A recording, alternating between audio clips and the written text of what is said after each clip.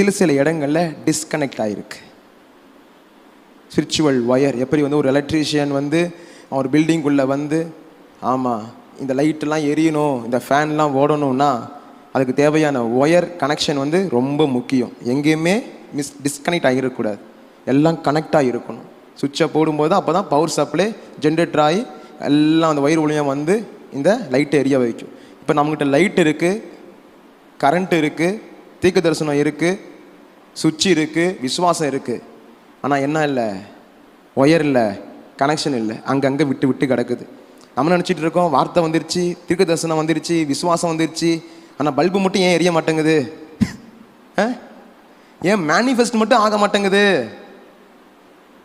நான் சொல்கிறேன், இன்றைக்கி இந்த 4th dimension ஆஃப் லவ் உங்களுடைய ஒயரில், உங்களுடைய ஸ்பிரிச்சுவல் லைஃப்பில், உங்கள் கணவன் மனைவி உறவுகளில் எங்கெங்கெல்லாம் வந்து டிஸ்கனெக்ட் ஆகிருக்கோ இன்றைக்கி அந்த அன்பு எல்லாத்தையும் இன்றைக்கி ஒன்று சேர்க்குது இயேசுவின் நாமத்தில்.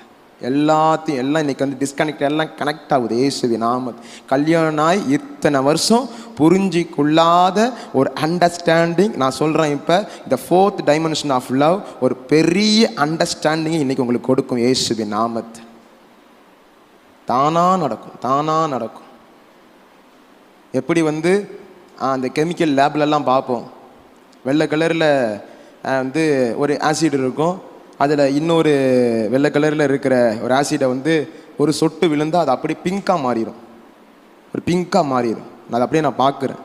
கெமிக்கல் ரியாக்ஷன் கணவன் மனைவி உறவுக்குள்ளே இந்த 4th dimension ஆஃப் லவ் ஒரு கெமிக்கல் ரியாக்ட் பண்ணுது இயேசுவின் நாமத்தில். ஒரு கெமிக்கல் ரியாக்ஷன் நடக்குது இன்னைக்கு.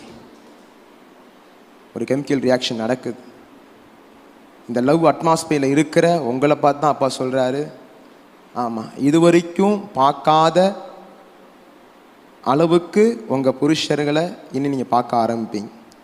இது வரைக்கும் பார்க்காத அளவுக்கு உங்கள் மனைவியை இனி நீங்கள் பார்க்க ஆரம்பிப்பீங்க. ஏன்னா அந்த 4th dimension ஆஃப் லவ் உங்களுடைய லைஃப்பில் வேலை செய்ய ஆரம்பிக்குது. அப்படியே லீக் ஆகி உள்ள டைமென்ஷன் அந்த அட்மாஸ்பியருக்குள்ளே நீங்கள் சோக் ஆகிட்டு இருக்கீங்க இயேசுவின் நாமத்தில். அப்படியே நிரப்பப்பட்டு கொண்டு இருக்கீங்க.